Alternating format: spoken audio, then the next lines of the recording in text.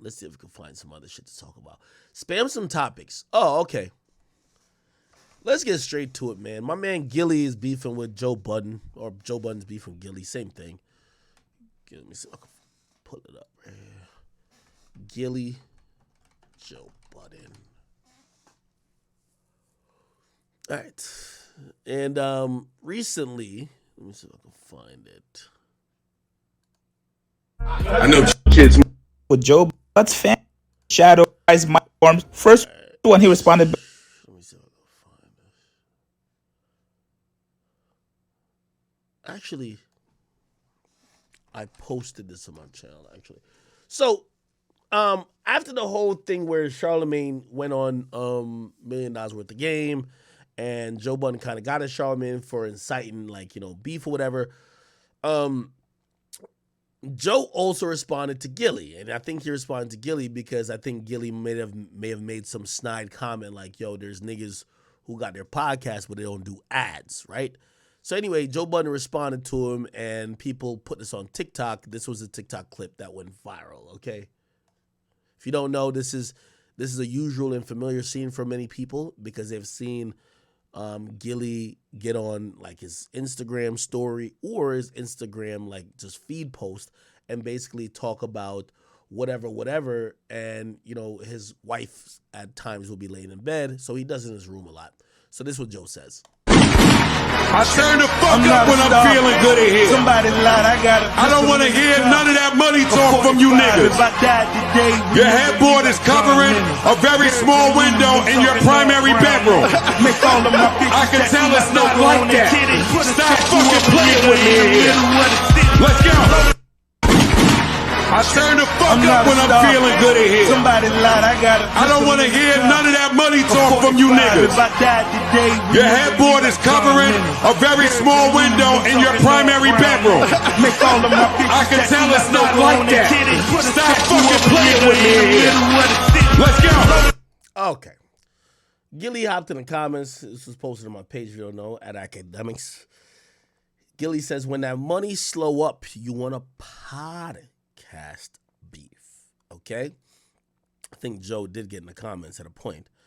And I think when Joe get in the comments, I think he did say something to the effect of, hey, listen, when you talked about ads, I felt like I took that personal a little bit. So he basically said, I'm shooting a shot back at you because you shot a shot at me. Okay? And with that being said, I kind of get it. It's kind of unfortunate that these guys are going back and forth a little bit, but I don't think this is a real back and forth because on their main podcast, neither are mentioning each other. Like, obviously Joe previously talked about the $1 million worth of game episode with Charlemagne, but we haven't seen Gillie and Wallo give another segment or portion of their podcast in responding to Joe. Yes, they've responded in comment sections, but they're not talking about Joe on their podcast. Joe subsequently, since this came out, and since Gillie, I think Gillie had said something else. Let me see if I can figure out what Gillie said, because I think I posted that too. Yeah. He says, after the washed up rap career, in and out of rehab and all the beatings on bitches, now you want a podcast beef? A beef when you start getting some ad money. Got him. And Joe Budden responded by saying, you selling ass out here for cheap. Watch your mouth when you speak to or of me. All right? There was really no more responses of the sort. And honestly, if you're asking me what I think, Gillie and Wallo is getting a lot of money. I think they're well off because of this podcast and stuff. Joe is not broke neither. I think he's well off because of it, all of his endeavors as well. I think this is jostling for a position that I don't know if they're necessarily competitors. I don't think Joe Budden's audience and Gillie and Wallo's audience is the same. I think before and back in the day, maybe it was thought of it could have been the same. Because remember when Taxstone got out the game, Joe Budden kind of like, it felt like Joe, even though Joe was around before Taxstone, Joe was filling a little void for a second. And especially it felt a little bit more filled when you had Gillie and Wallow, who seemed like, they're saying $1 million worth of game. Taxstone was like a hood nigga, but he would be trying to give advice and trying to give it felt like there's some little spirituality towards this podcast. So I think that's where their kind of issues got into it. They went back and forth a bunch of times. This particular event, this is a lot about nothing. Joe Budden, successful, making a lot of money. Gillie and Wallow, successful, making a lot of money. Whether they disagree or they choose different in how they're going to monetize their podcast is up to them. But I don't think it needs to be something that both of these people are kind of getting at each other right now. You know what I mean? Somebody said this is rich, bored-ass old head beef. Yeah, I think so. Yeah.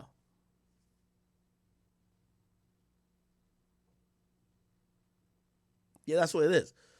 So really, and I think that's why people care about Taxstone a little bit, because Taxstone created a lane of, I think Taxstone brought the hood niggas and people who weren't, talk conversation podcasts wasn't that popular among certain crowds. And Taxstone brought those people in. I'm not saying everybody, but he kind of started that. After he went to jail, Joe capitalized on that because Joe was kind of seen as, the more music focused. Gillie and Wallow come in on some more game focus, saving the young street nigga type shit. And then I think that they kind of meshed and clashed heads a little bit because there were people that would, trying to pick between the two, or maybe people that were undecided trying to figure out what's their favorite podcast. At the end of the day, what is it worth? It's an interesting conversation because I'm going to tell you where this conversation leads to. Joe gets a lot of money. Gillie and Wallow and them get a lot of money. I think what happens here and how everybody tries to position himself, I hope everything is good with Joe's cast. And when I say that, I'm not, because I always have some dumbass things think I'm predicting future. I'm not. This all started about arguments about money. Now, I don't know what nobody else makes. This is what I know for a fact. Charlamagne makes a shit ton of money. I make a shit ton of money. Joe makes a shit ton of money. Gillie and Wallow make a shit ton of money. Now, that is to be put aside. I believe at times when this conversation comes up, it's a little bit different because I don't believe that everybody associated with all these shows. And I'm probably being a little bit scatterbrained. Okay, let me just say exactly what I'm saying. I love Joe. This all started when I went on Joe's podcast. Well, I don't think it all started then, but it was definitely, they were going back and forth before. But I think the reason why people are talking about money these days, when I went on Joe's podcast and we talked about who was making what money, I had a list and I said, these guys are making that amount of money. And Joe, I think there was a feeling that Joe was kind of saying, yo, or maybe not Joe, but maybe other people that was maybe on this cast, I don't know if them niggas making money like that. And the whole time I'm looking around and say, nigga, what? No, these niggas are making money. Now, here's where that materializes to. Number one, you're going to have the people who you might have thrown some shade at in terms of making money. They're going to feel like, damn, yo, are they dissing us? However, I do believe that, again, Joe making a shit ton of money, but the conversation when you have it in that room is going to be different because Joe has employed all those people. And I don't know how their breakdown goes. So when I'm talking about, I know Charlamagne has told me the deals he's turned down. So it would be imbecile of me to think that Charlamagne, and I won't say figures at all, Charlamagne is making a shit ton of money.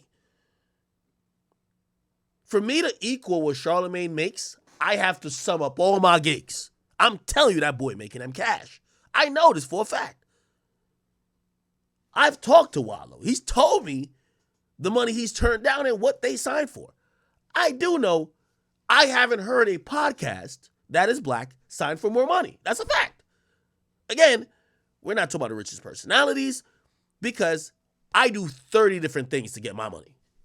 they're doing a podcast. Now they do other things too, but that podcast is the big money getter for them. Their podcast deal versus my podcast deal, they got more. I have no problem saying that. That's truth. To me, that's subjective. Joe makes a shit ton of money as well. Joe does his thing independently.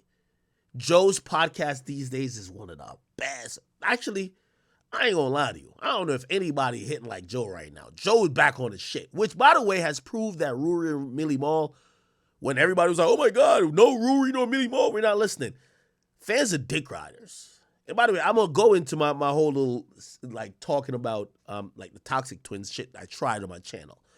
Because this is an experiment. And by the way, everybody has to experiment. If you listen to fans blindly and consistently, you'll go nowhere. All the fans told Joe, if you don't get these guys back, we're never watching again. The nigga built a better show. Like again, and I'm not because I dislike Rory and Millie Mall. Just pound for pound, the show is better now. He has different personalities. Like the Queen's Flip nigga is amazing. Ish has always been amazing. Ice is perfect for what he does there. Then he has what's Shorty's name on there? She's doing amazing.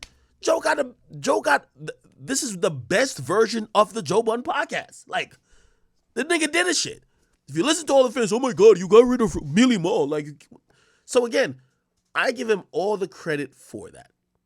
And he makes whatever he makes, which you won't know because he gets his shit from Patreon and other things. But he does what he does there too. Honestly, because I do know that when you're at the top of, if you're on that podcast list, the top 5, I would be very surprised if everybody on that list isn't making at least $3 million per year throughout all their endeavors. You're that influential, you're that popular, you're that successful to be on that list. And that list is not a money list, by the way. But still, if you're on that list, everybody got to make $3 million. So when I was gauging everything and I was giving whatever, I kind of know some inside info on other people making. So I was saying accordingly. Now, I've thought about this, and I don't know if this could be true.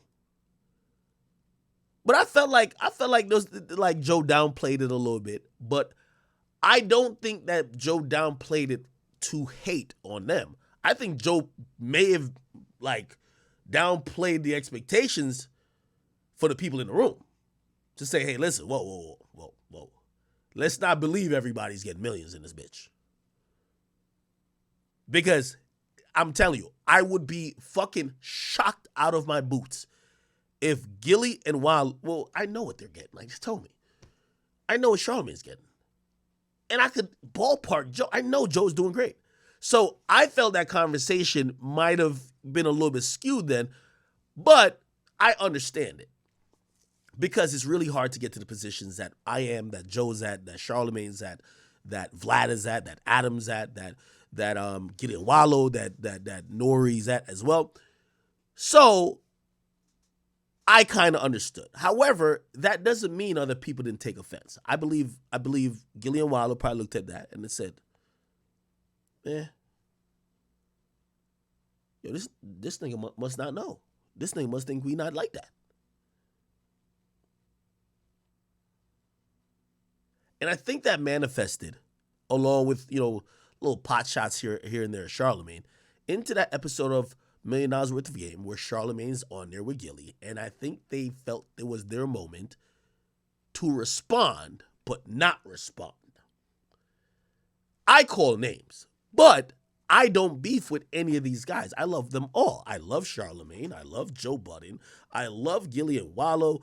Nori, I love, all of these guys. I've always said that my issues when it comes to either media personalities or other people, it's never among the people I highly respect. I love them all. However, I could see why maybe Gillie and Wallow took that opportunity to say, well, you were downplaying it when it came to blah, blah. Let me kind of throw it a little bit in the mix. And especially when you have Charlamagne, who probably is privied. Because I have to imagine, I don't know this for a fact, but Charlamagne probably tried to sign Gillie and Wallow to the Black Effect. I had meetings with Charlamagne for off the record. Yeah, so you know what I mean? Like, again, you know, the industry ain't that big, right? So again, Charlamagne is really easy to know of what's going on there. And by the way, I won't say that. Me and Charlamagne had subsequent conversations because, trust me, Charlamagne had conversations, just like Joe have conversations. Like I always say, any table I get to, a lot of times maybe Joe got there before me or Charlamagne. Thank God I have good relationships with these guys. They'll be like, hey, listen, this is what they'll offer me. This is what blah, blah. This is what you probably could get.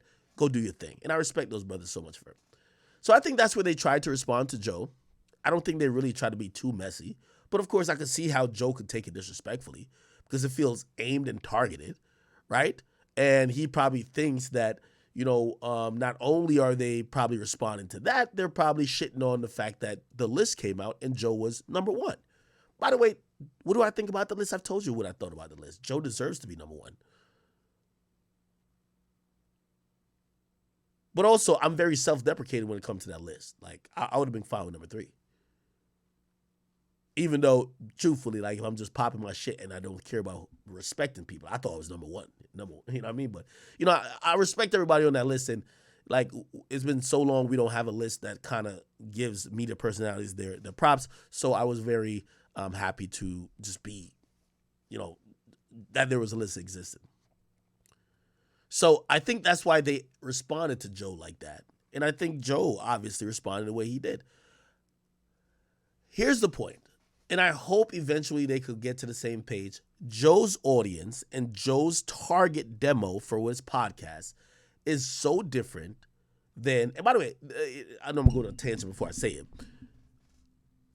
I also think the product of why I don't get into these tit for tats with all these other people and we kind of have mutual respect is because none of those people are competing for my audience. And that's what I think this all boils down to, competing for audience.